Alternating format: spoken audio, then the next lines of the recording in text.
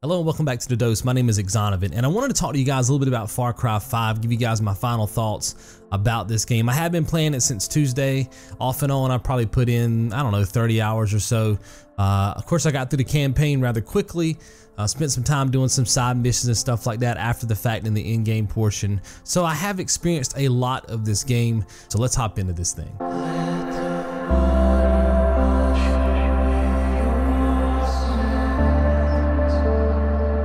So the first thing I wanted to talk to you guys about is the setting. So obviously this takes place in Hope County and right here in the USA. It's not the island paradise mixed with chaos that we're used to when it comes to this franchise. So I gotta be honest with you, before I played it, when I was looking at trailers and stuff, I was like, this is probably not gonna be as fun as I'm hoping it's gonna be, because it's just gonna be a bunch of farmland and gas stations and, you know, just boring atmosphere, right? I was kind of worried about that, but I can honestly tell you that the longer you play this game, the more intrigued you will be by the setting. You really do start to fall in love with this very simple setting, right? Especially when you compare it to what we're used to in this franchise. And I think for that, they did a really good job. So let's talk about how this game is broken down. So the way this works is you start off in a tutorial on Dutchess Island, you clear that, and then of course you can go to the three regions. One's to the north, you got two in the south, one to the east, one to the west, and you can clear those in any order that you choose. And each one of those regions has a leader. You have Faith, she's controlling one of the regions, and then you have Jacob and John, they got the other two. And your goal is to clear all three regions, take them down, and then of course you're given access to the final region of the game, which is where Joseph Seed is, the cult leader. Now, when I first noticed that I was gonna have to build up resistance points in order to be able to take the leader on for each region, I had mixed feelings about it, because I was like, they're gonna force me as a player to sit here and just do a bunch of activities just to be able to get enough experience points. In other words, they're gonna bloat that experience for me to prolong, you know, this narrative, to prolong this story. And I wasn't very happy with that at first. And then I started noticing the point values. And I think we all can agree that with the Far Cry game, you know that you're going to do the main mission stuff, and you know you're going to do the outposts. Like, that's kind of what you're going to do anyway. I started noticing that the main missions were going to net me between like 600 and 900 points. And in two of the regions, you have to get to 13,000 points. And in one of the regions, you have to get to 10. So I just started doing the math. I was like, well, shoot, if I'm getting 600 and 900 points for doing the main missions, there's quite a few main missions in each one of the regions. I'm gonna have, you know, 7,000, 8,000 points or so by the time I finish the main missions in these regions. So I'm only gonna have a couple thousand left at that point to be able to clear the region and take on the leader, because obviously while you're doing the main quest, you are doing small things that get you 50 XP or 50 resistance points here and there, taking out trucks and stuff like that, freeing prisoners, or liberating prisoners. So stuff like that was adding up as I was doing the main mission. So you don't have that long to go after you finish. And then when you tack on the fact that you can take on the outpost, they're 400 points. So I was like, just do the math. Like, it's really not that bad. In fact, when you look at it, once you understand the flow of what the resistance points actually do in terms of getting to that goal of taking on the leader, it actually creates a very good balance for the player. You get to do the main missions, you get to take on all the outposts, and then you do a couple of side activities, side missions, and boom, you're in. You know, you can go ahead and take on the leader. And if you don't want to do that kind of stuff, you don't have to. So it's kind of like they built in a fast track to get you there, and they built that fast track allowing you to experience a little bit of everything about, you know, each region before you moved on. And you could of course prolong that experience if you wanted to. I just feel like it was perfect. Like, I feel like they did a really good job with that. And again, we're no longer going around and climbing, you know, towers and surveying the land and finding out where everything is. And, you know, you go into your world map there and you got 50,000 icons spread out all over the place. It's very tacky and overwhelming. It's not that way anymore. You simply walk around, talk to people, you know, like I said, take down outposts, stuff like that. And as you do those things, the world opens up to you. And that's exactly the way that an open world game should be.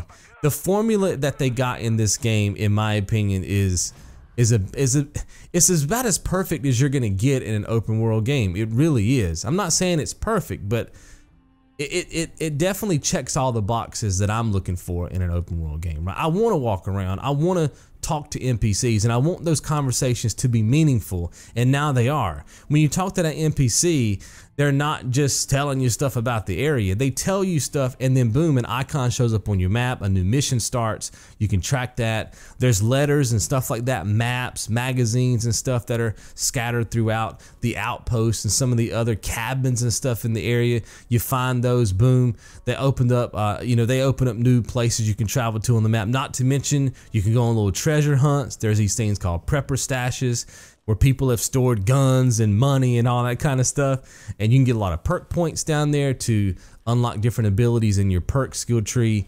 It's just fun. And that's exactly what a game should be, guys. It's just fun. No longer do you climb to a tower, you get to the top, you look around, and then you just go do a bunch of stuff, and then you repeat that process. It's not there anymore, and it is phenomenal to play this game with that type of experience. Now, I want to talk about the soundtrack for this game. It is absolutely phenomenal, guys. I cannot express to you how good this soundtrack is. They've got tracks, stuff you would listen to on the radio. They've got that in there because, of course, you got vehicles and you go inside of shops and stuff and there's a radio in the background or a jukebox or something like that. So you do get that flavor, which is great. But then they've went in and did their own remixes to, choir hymns and stuff like that. They've added their own flavor to it to fit that world. And I don't know who did the soundtrack for this game. Y'all can let me know maybe in the comments below. But this person, whoever you are, I don't know if it's a guy or a girl, freaking genius. Genius how you put this soundtrack together. It's one of those soundtracks that when you think of the game, you think of the music. You know what I mean? Like it's almost hand in hand. Like I know right now when I think of Final Fantasy VII, there are certain tracks that just boom, explode in my head, right? And you have that. You think of your favorite game right now and it's probably gonna be tied to the soundtrack too. Like you take a movie like Star Wars. Star Wars is phenomenal, but the music is really the main crux behind why it's so phenomenal. Like you can't think of the movie without the music. They go hand in hand, right? And I think that's what makes this game so special. Take a game like Shadow of the Colossus. When you think of Shadow of the Colossus, you think of that score, that music. And I'm just coming off that game. So I did not think I would find the soundtrack for a game like Far Cry 5 to be that type of experience for me as a player. But the way they created the mood, especially like in some of the sequences in Faith's region when it comes down to the Bliss. I don't want to give too much of it away if you haven't played, but it's just perfect how the choir kicks in and does stuff. There was one or two spots where I felt like they may have used the wrong track to get their point of view across with what was going on with the narrative. But, that's just a minor gripe, and that's just preference. But overall, the soundtrack for this game is absolutely fantastic. Now let's get into the negatives. I got three major things I want to talk to you guys about. The first one is I felt like sometimes the dialogue was a bit off. Sometimes it was even cheesy. Like there's one sequence, and I don't want to give too much of it away, but there's one sequence where you're talking to Joseph and he says, like I once was blind and now I see. Stuff like that. I don't know that I like those kind of lines in a game. I know what they're going for, but I prefer a little bit more of a subtle approach to dialogue when it comes to interacting with characters on screen. I don't know, maybe that's just more of a subjective thing, but I did find that there were some times where you can almost predict that line coming, and then when you heard it, it just came across wrong. You know what I mean? And maybe that's just me. Y'all can let me know in the comments what you thought about some of those lines, but I felt like they were a little bit out of place. The second thing, I don't know if John and Jacob were actually needed in this campaign. I think, and I just played the game 2 days ago, I beat it 2 days ago, and I really don't remember too much about John and Jacob's part of the story. I remember Faith's because it was visually stunning. There was a lot going on there. It was very complex. She She did talk a lot about her relationship with Joseph and stuff like that. I just felt like it was more memorable, right? You had the whole bliss sequences and stuff like that going on. I just felt like there was something there that was magical between her and Joseph. There is something magical between a father and a daughter. You know what I mean? And I don't know, I think maybe they could have pulled this campaign off with just the two of them. Now, my last big negative, Far Cry Arcade. Very disappointed in this mode, guys. Now look, I haven't played every aspect of Far Cry Arcade. I will be experiencing some more of that when I play through the second time. So there may be portions of the Far Cry Arcade that are absolutely phenomenal. But I can tell you what I did play. I played some multiplayer maps because I was looking at, you know, getting trophies out for you guys and building my road to completion guide. I played some of those maps.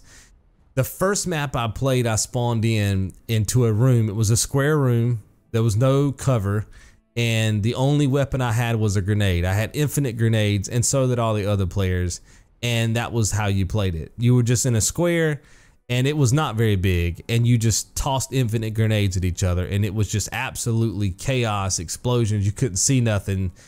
I guess some of you guys might find that to be fun in a way that you want to experience, you know, the game on a Friday night or something, but that's not, no, that's not for me, man. There's no fun in that for me at all. The second map I played, well, I think it was a team deathmatch scenario. There were players running around on the map, and I would shoot them, and their name wouldn't show up, and neither would their health bar. So I didn't know who they were. And a lot of times it was because it was a glitch. And then I'd be shooting them a couple times, and then the next thing you know, the blue name would show up over them, and it of course would be my teammate. So, and then there were other times I'd be shooting one of the enemies, and I'd shoot them a bunch. They wouldn't take any damage, and then they'd kill me in one hit with a shotgun. So it's definitely buggy and laggy and all the things that come along with multiplayer in general, right?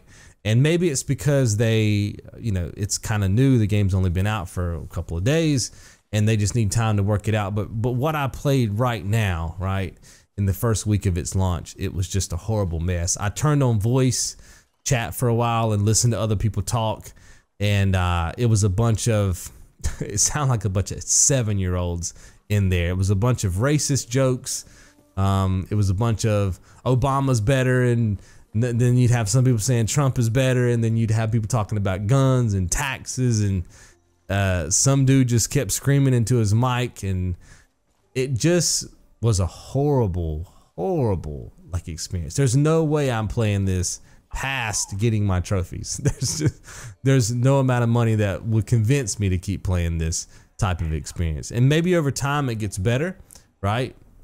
But right now it wasn't a fun experience for me. Oh, I wish that this game did not have trophies tied to the arcade mode, but it does. So we will have to get those when we do our road to completion guide. But that's my 3 biggest negatives. And like I said, none of those are deal breakers. The arcade mode has, I guess it has something to do with the campaign because some of the perks and stuff carry over, but you don't have to play it. It's kind of just there.